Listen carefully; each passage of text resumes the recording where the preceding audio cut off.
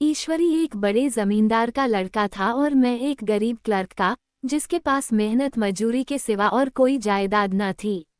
हम दोनों में परस्पर बहसें होती रहती थीं।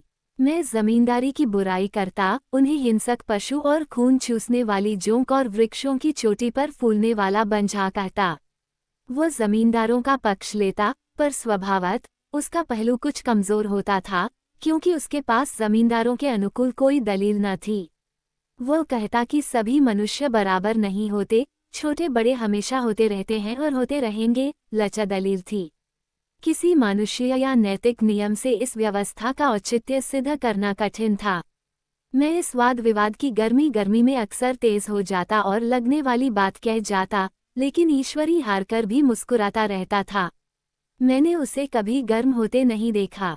शायद इसका कारण ये था कि वह अपने पक्ष की कमजोरी समझता था। नौकरों से वह सीधे मुंह बात नहीं करता था। अमीरों में जो एक बेदर्दी और उद्दंडता होती है, इसमें उसे भी प्रचुर भाग मिला था। नौकर ने बिस्तर लगाने में जरा भी देर की, दूध जरूरत से ज्यादा गर्म या ठंडा हुआ, साइकिल अच्छी तरह साफ नहीं हुई, तो वह आपे से बाहर हो जाता। सुस्ती या बदतमीजी उसे जरा भी बर्दाश्त न थी, पर दोस्तों से और विशेषकर मुझसे उसका व्यवहार सौहार्द और नम्रता से भरा हुआ होता था। शायद उसकी जगह मैं होता, तो मुझमें भी वही कठोरताएं पैदा हो जाती जो उसमें थी, क्योंकि मेरा लोकप्रेम सिद्धांतों पर नहीं, निजी दशाओं पर टिका हुआ था। लेकिन वह मेरी जगह होकर भी शायद अमीर ही रहता, क्योंकि वह प्रकृति से ही विलासी और ऐश्वर्यप्रिय था। अब की दशहरे की छुट्टियों में मैंने निश्चय किया कि घर न जाऊंगा। मेरे पास किराए के लिए रुपए न थे और न घर वालों को तकलीफ देना चाहता था। मैं जानता हूँ, वे मुझे जो कुछ देते हैं, वो उनकी हैसियत से बहुत ज्यादा है। उसके साथ ही परीक्षा का ख्याल था। अभी बहुत कुछ पढ़ना है। बोर्डिंग हाउस में भूत की तरह अकेले पड़े रहने को भी जीना चाहता था। इसलिए जब ईश्वरी ने मुझे अपने घर का न्योता दिया, तो मैं बिना आग्रह के राजी हो गया। ईश्वरी के साथ परीक्षा की तैयारी खूब हो जाएगी। वह अमीर होकर भी मेहनती और ज़हीन है। उसने इसके साथ ही कहा, लेकिन भाई, एक बात का ख्याल रखना। वहाँ अगर जमींदारों की निंदा की, तो मुआमला बिगड़ जाएगा और मेरे घर वालों को बुरा लगेगा। वह लोग तो असामियों पर इसी दावे से शासन करते हैं कि ईश्वर ने असामियों को उनकी सेवा के लिए ही पैदा किया है। असामी भी यही समझता है।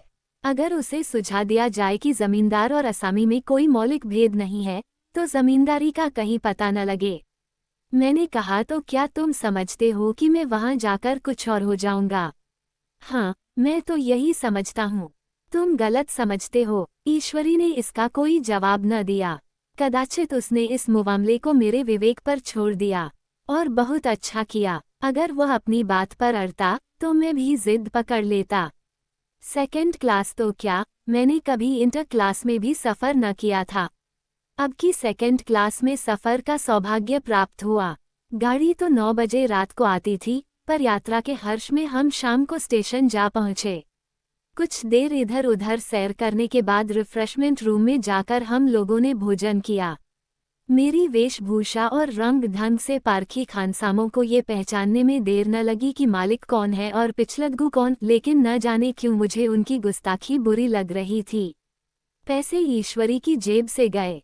शायद मेरे पिता को जो वेतन मिलता है, उससे ज्यादा इन खानसामों को इनाम इकराम में मिल जाता हो। एक अठन्नी तो चलते समय ईश्वरी ही ने दी। फिर भी मैं उन सबों से उसी तत्परता और विनय की अपेक्षा करता था, जिससे वे ईश्वरी की सेवा कर रहे थे। ईश्वरी के हुक्म पर सब के सब दौड़ते हैं, लेकिन मैं कोई चीज मांगता हूँ तो उतना उत्साह नहीं दिखाते। मुझे भोजन में कुछ स्वाद न मिला। ये भेद मेरे ध्यान को संपूर्ण रूप से अपनी ओर खींचे हुए था। गाड़ी आई, हम दोनों सवार हुए। खानसामों ने ईश्वरी को सलाम किया। मेरी ओर देखा भी नहीं। ईश्वरी ने कहा, कितने तमीजदार हैं ये सब। एक हमारे नौकर हैं कि कोई काम करने का ढंग नहीं। मैंने खट्टे मन से कहा, इसी तरह अगर तुम अपने नौकरों को भी 8 आने रोज इनाम दिया करो, तो शायद इनसे ज्यादा तमीजदार हो जाएं। तो क्या तुम समझते हो, ये सब केवल इनाम के लालच से इतना अदब करते हैं? जी नहीं, कदापि नहीं। तमीज और अदब तो इनके रक्त में मिल गया है। गाड़ी चली। डाक थी। प्रयाग से चली तो प्रतापगढ़ जाकर रुकी। एक आदमी ने हमारा कमरा खोला। मैं तुरंत चिल्ला उठा, दूसरा दर्जा है, सेकंड क्लास है। उस मुसाफिर ने डिब्बे के अंदर आकर मेरी ओर एक विचित्र उपेक्षा की दृष्टि से देखकर कहा, जी हाँ, सेवक इतना समझता है, और बीच वाले बर्थ पर बैठ गया। मुझे कितनी लज्जा आई, कह नहीं सकता। भोर होते होते हम लोग मुरादाबाद पहुँचे। स्टेशन पर कई आदमी हमारा स्वागत करने के लिए खड़े थे। 2 भद्र पुरुष थे, 5 बेगारों ने हमारा लगेज उठाया। दोनों भद्र पुरुष पीछे पीछे चले। एक मुसलमान था रियासत अली, दूसरा ब्राह्मण था रामहर्ख। दोनों ने मेरी ओर अपरिचित नेत्रों से देखा, मानो कह रहे हैं, तुम कौवे होकर हंस के साथ कैसे? रियासत अली ने ईश्वरी से पूछा, यह बाबू साहब क्या आपके साथ पढ़ते हैं? ईश्वरी ने जवाब दिया, हाँ, साथ पढ़ते भी हैं और साथ रहते भी हैं। यूं कहिए कि आप ही की बदौलत मैं इलाहाबाद पड़ा हुआ हूँ, नहीं कब का लखनऊ चला आया होता। अब कि मैं इन्हें घसीट लाया। इनके घर से कई तार आ चुके थे, मगर मैंने इनकारी जवाब दिलवा दिए। आखिरी तार तो एजेंट था, जिसकी फीस 4 आने प्रति शब्द है, पर यहाँ से भी उसका जवाब इनकारी ही गया। दोनों सज्जनों ने मेरी ओर चकित नेत्रों से देखा, आतंकित हो जाने की चेष्टा करते जान पड़े। रियासत अली ने अर्धशंका के स्वर में कहा, लेकिन आप बड़े सादे लिबास में रहते हैं। ईश्वरी ने शंका निवारण की, महात्मा गांधी के भक्त हैं साहब, खद्दर के सिवा कुछ पहनते ही नहीं, पुराने सारे कपड़े जला डाले। यूं कहो कि राजा हैं। 2.5 लाख सालाना की रियासत है, पर आपकी सूरत देखो तो मालूम होता है अभी अनाथालय से पकड़कर आए हैं। रामहर्ख बोले, अमीरों का ऐसा स्वभाव बहुत कम देखने में आता है, कोई भांप ही नहीं सकता। रियासत अली ने समर्थन किया, आपने महाराजा चांगली को देखा होता तो दांतों तले उंगली दबाते। एक गाढ़े की मिर्जई और चमरधे जूते पहने बाजारों में घूमा करते थे। सुनते हैं, एक बार बेगाड़ में पकड़े गए थे और उन्हीं ने 10 लाख से कॉलेज खोल दिया। मैं मन में कटा जा रहा था, पर न जाने क्या बात थी कि यह सफ़ेद झूठ उस वक्त मुझे हास्यास्पद न जान पड़ा। उसके प्रत्येक वाक्य के साथ मानो मैं उस कल्पित वैभव के समीपतर आता जाता था। मैं शाहसवार नहीं हूँ, हाँ, लड़कपन में कई बार लद्दू घोड़ों पर सवार हुआ हूँ।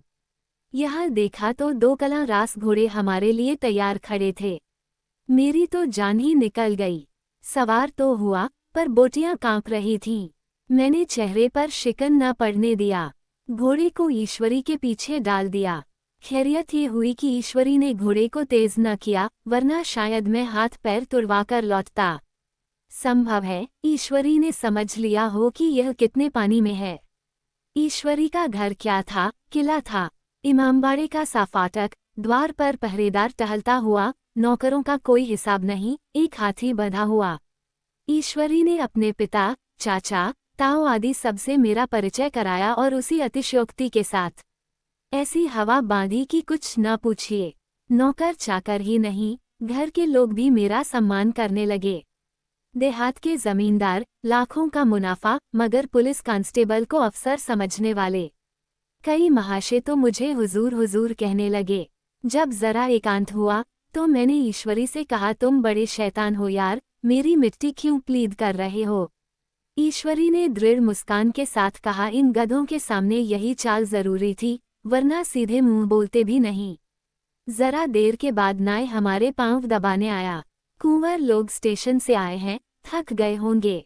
ईश्वरी ने मेरी ओर इशारा करके कहा, पहले कुंवर साहब के पांव दबा।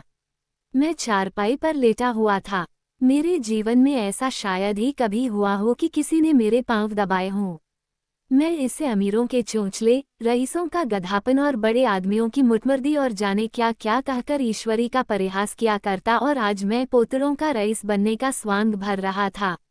इतने में 10 बज गए। पुरानी सभ्यता के लोग थे। नई रोशनी अभी केवल पहाड़ की चोटी तक पहुंच पाई थी। अंदर से भोजन का बुलावा आया। हम स्नान करने चले। मैं हमेशा अपनी धोती खुद छांट लिया करता हूँ, मगर यहाँ मैंने ईश्वरी की ही भांति अपनी धोती भी छोड़ दी। अपने हाथों अपनी धोती छांटते शर्म आ रही थी। अंदर भोजन करने चले। हॉस्टल में जूते पहले मेज पर जा डटते थे। यहाँ पांव धोना आवश्यक था। कहार, पानी लिए खड़ा था। ईश्वरी ने पांव बढ़ा दिए।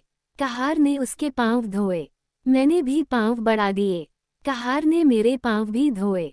मेरा वह विचार न जाने कहाँ चला गया था। सोचा था वहाँ देहात में एकाग्र होकर खूब पढ़ेंगे, पर यहाँ सारा दिन सैर सपाटे में कट जाता था। कहीं नदी में बजरे पर सैर कर रहे हैं, कहीं मछलियों या चिड़ियों का शिकार खेल रहे हैं, कहीं पहलवानों की कुश्ती देख रहे हैं, कहीं शतरंज पर जमे हैं। ईश्वरी खूब अंडे मंगवाता और कमरे में स्टोव पर ऑमलेट बनते। नौकरों का एक जत्था हमेशा घेरे रहता। अपने हाथ पांव हिलाने की कोई जरूरत नहीं, केवल जबान हिला देना काफी है। नहाने बैठो तो आदमी नहलाने को हाजिर, लेटो तो आदमी पंखा झलने को खड़े। मैं महात्मा गांधी का कुंवर चेला मशहूर था। भीतर से बाहर तक मेरी धाक थी। नाश्ते में जरा भी देर न होने पाए, कहीं कुंवर साहब नाराज न हो जाएं, बिछावन ठीक समय पर लग जाए, कुंवर साहब के सोने का समय आ गया। मैं ईश्वरी से भी ज्यादा नाजुक दिमाग बन गया था या बनने पर मजबूर किया गया था। ईश्वरी अपने हाथ से बिस्तर बिछा ले, लेकिन कुंवर मेहमान अपने हाथों से कैसे अपना बिछावन बिछा सकते हैं? उनकी महानता में बट्टा लग जाएगा। एक दिन सचमुच यही बात हो गई। ईश्वरी घर में था, शायद अपनी माता से कुछ बातचीत करने में देर हो गई। यहाँ 10 बज गए। मेरी आंखें नींद से झपक रही थीं, मगर बिस्तर कैसे लगाऊं? कुंवर जो ठहरा, कोई 11:30 बजे महरा आया। बड़ा मुहलगा नौकर था। घर के धंधों में मेरा बिस्तर लगाने की उसे सुधि ही न रही। अब जो याद आई तो भागा हुआ आया। मैंने ऐसी डांट बताई कि उसने भी याद किया होगा। ईश्वरी मेरी डांट सुनकर बाहर निकल आया और बोला, तुमने बहुत अच्छा किया। ये सब हरामखोर इसी व्यवहार के योग्य हैं। इसी तरह ईश्वरी एक दिन एक जगह दावत में गया हुआ था। शाम हो गई, मगर लैंप मेज पर रखा हुआ था। दियासलाई भी थी, लेकिन ईश्वरी खुद कभी लैंप नहीं जलाता था।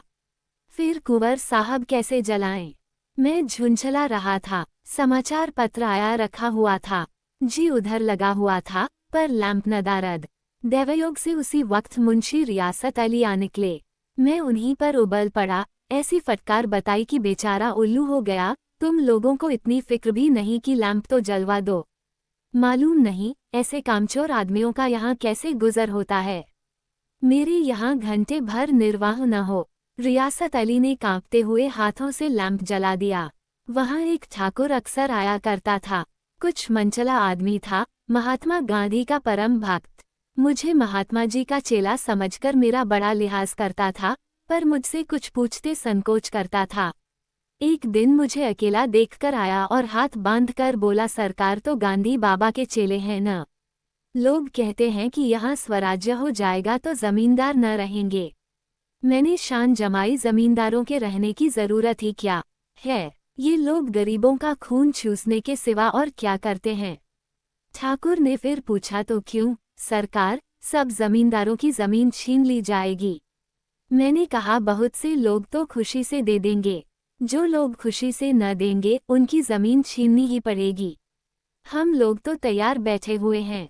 ज्यों ही स्वराज्य हुआ, अपने इलाके असामियों के नाम हिब्बा कर देंगे। मैं कुर्सी पर पांव लटकाए बैठा था। ठाकुर मेरे पांव दबाने लगा। फिर बोला, आजकल जमींदार लोग बड़ा जुल्म करते हैं सरकार। हमें भी हुजूर अपने इलाके में थोड़ी सी जमीन दे दें तो चलकर वहीं आपकी सेवा में रहें। मैंने कहा, अभी तो मेरा कोई इख्तियार नहीं है भाई, लेकिन ज्यों ही इख्तियार मिला मैं सबसे पहले तुम्हें बुलाऊंगा। तुम्हें मोटर ड्राइवरी सिखाकर अपना ड्राइवर बना लूंगा। सुना, उस दिन ठाकुर ने खूब भांग पी और अपनी स्त्री को खूब पीटा और गांव के महाजन से लड़ने पर तैयार हो गया। छुट्टी इस तरह तमाम हुई और हम फिर प्रयाग चले। गांव के बहुत से लोग हम लोगों को पहुंचाने आए। ठाकुर तो हमारे साथ स्टेशन तक आया। मैंने भी अपना पाठ खूब सफाई से खेला और अपनी कुबेरोचित विनय और देवत्व की मुहर हरेक हृदय पर लगा दी। जी तो चाहता था हर एक नौकर को अच्छा इनाम दूं, लेकिन वह सामर्थ्य कहाँ थी। वापसी टिकट था ही, केवल गाड़ी में बैठना था, पर गाड़ी आई तो ठसाठस भरी हुई। दुर्गा पूजा की छुट्टियां भोगकर सभी लोग लौट रहे थे। सेकंड क्लास में तिल रखने की जगह नहीं। इंटर क्लास की हालत उससे भी बदतर। यह आखिरी गाड़ी थी। किसी तरह रोक न सकते थे। बड़ी मुश्किल से तीसरे दर्जे में जगह मिली। हमारे ऐश्वर्य ने वहां अपना रंग जमा लिया, मगर मुझे उसमें बैठना बुरा लग रहा था। आए थे आराम से लेटे लेटे, जा रहे थे सिकुड़े हुए। पहलू बदलने की भी जगह न थी। कई आदमी पढ़े लिखे भी थे। वे आपस में अंग्रेजी राज्य की तारीफ करते जा रहे थे। एक महाशय बोले, ऐसा न्याय तो किसी राज्य में नहीं देखा। छोटे बड़े सब बराबर। राजा भी किसी पर अन्याय करे तो अदालत उसकी गर्दन दबा देती है। दूसरे सज्जन ने समर्थन किया, अरे साहब, आप खुद बादशाह पर दावा कर सकते हैं। अदालत में बादशाह पर डिग्री हो जाती है। एक आदमी, जिसकी पीठ पर बड़ा गट्ठर बंधा था, कलकत्ते जा रहा था। कहीं गठरी रखने की जगह न मिलती थी। पीठ पर बांधे हुए था। इससे बेचैन होकर बार बार द्वार पर खड़ा हो जाता। मैं द्वार के पास ही बैठा हुआ था। उसका बार बार आकर मेरे मुंह को अपनी गठरी से रगड़ना मुझे बहुत बुरा लग रहा था। एक तो हवा यूं ही कम थी, दूसरे उस गंवार का आकर मेरे मुंह पर खड़ा हो जाना मानो मेरा गला दबाना था। मैं कुछ देर तक जबत किए बैठा रहा। एकाएक मुझे क्रोध आ गया। मैंने उसे पकड़कर पीछे ठेल दिया और 2 तमाचे जोर जोर से लगाए। उसने आंखें निकालकर कहा, क्यों मारते हो बाबूजी, हमने भी किराया दिया है। मैंने उठकर 2-3 तमाचे और जड़ दिए। गाड़ी में तूफान आ गया। चारों ओर से मुझ पर बौछार पड़ने लगी। अगर इतने नाजुक मिजाज हो तो अव्वल दर्जे में क्यों नहीं बैठे? कोई बड़ा आदमी होगा तो अपने घर का होगा। मुझे इस तरह मारते तो दिखा देता। क्या कसूर किया था बेचारे ने? गाड़ी में सांस लेने की जगह नहीं, खिड़की पर जरा सांस लेने खड़ा हो गया तो उस पर इतना क्रोध। अमीर होकर क्या आदमी अपनी इंसानियत बिल्कुल खो देता है? ये भी अंग्रेजी राज है जिसका आप बखान कर रहे थे। एक ग्रामीण बोला, दफ्तरन माँ घुसन तो पावत नहीं, उस पर इतना मिजाज।